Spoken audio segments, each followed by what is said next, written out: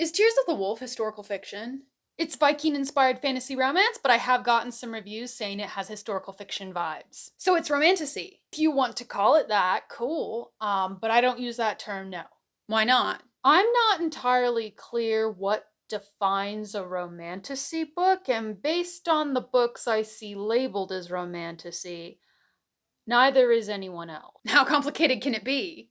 Surprisingly complicated. Like how? Like, there was this one New York Times best-selling author who said that romantasy was short for romantic fantasy, which means it doesn't require a happy ending. I don't like that. Neither did their comment section. I thought romantasy was short for fantasy romance. So did I, but I keep seeing Throne of Glass and similar books labeled as romantasy, and Throne of Glass is not in the romance genre. It's high fantasy. It just has a few romantic subplots.